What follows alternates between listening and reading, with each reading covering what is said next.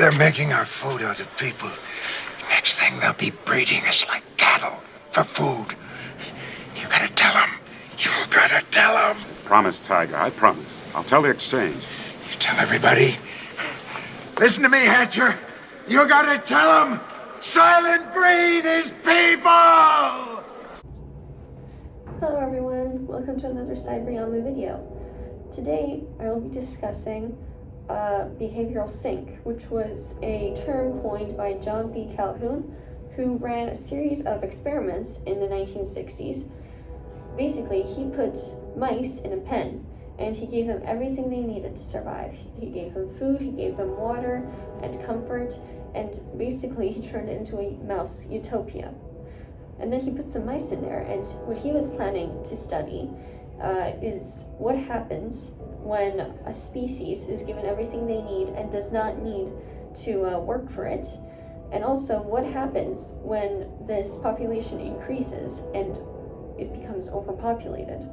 So it was a behavioral observational study, and he noticed several phases that occurred with the mice. So first, it was growth at the very beginning, where the mice reproduced very rapidly and they seemed quite happy. The social hierarchies were quite normal, and really there was not much to note at this stage. But then, after a while, it became a bit more strained. As the population increased, it began to stagnate. The hierarchies became quite strong, so there were very clear distinctions between the mice that were stronger and ruled over the other mice, whereas the other mice just had to take it and act as subordinates. The mice started becoming quite aggressive towards each other. He also noticed that with the food hoppers in the pens, even though they had multiple food hoppers, the mice would tend to all crowd around one. And he said that was because the mice grew to associate eating with company. And so it was as if the mice suddenly were incapable of being alone.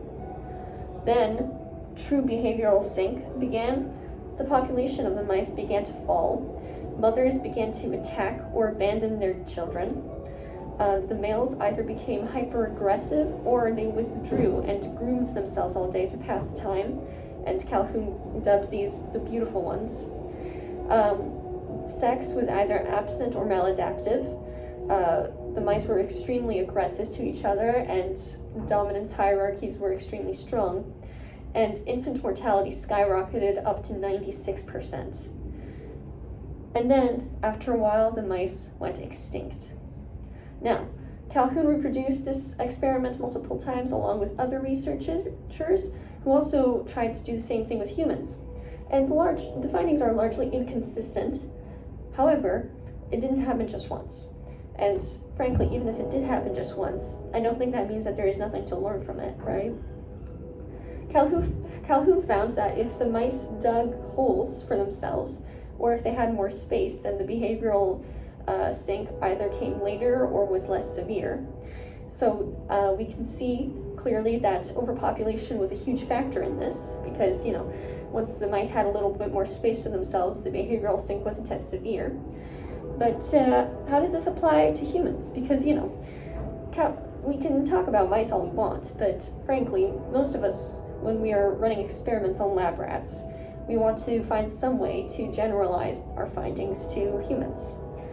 So Calhoun, as far as I could tell, didn't have any strict theory on this, so I'm just going to provide my own. I think that we evolve as humans and as animals to survive in the world. There are certain dangers that we must avoid or overcome, and there are certain things that we need, such as food and water. When the threats are eliminated and when the things we need are there without any effort, the power process of our brains is disrupted. And if you want to know more about the power process, I suggest watching my video where I explain the Unabomber Manifesto.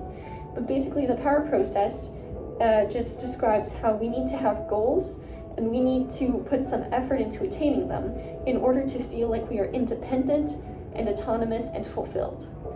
So let's look at the novel Brave New World by Aldous Huxley, where it's similar. It's kind of a human utopia.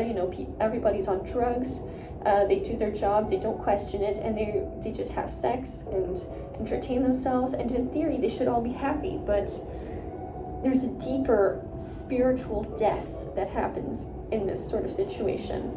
And frankly, I think if there really was a Brave New World kind of situation, I don't think it would be able to sustain itself due to behavioral sync. So I think that our psychology is such that we cannot live happily without any effort or any threats. It just would not work, because our brains are fundamentally wired to survive. And if there is no drive to survive, then what do we have? Are we just bodies floating around in ecstasy? Is that really a life that we want? I mean, I guess it goes back to the question of whether you would plug yourself into a simulation where everything is happy, or whether you would prefer to live in the real world. So yeah, this is a very short video because honestly there's just not a lot to cover here, but I think that it's such an interesting concept that I felt the need to make a video on it anyway. So I hope you enjoyed. Let me know what you think in the comments. Bye bye.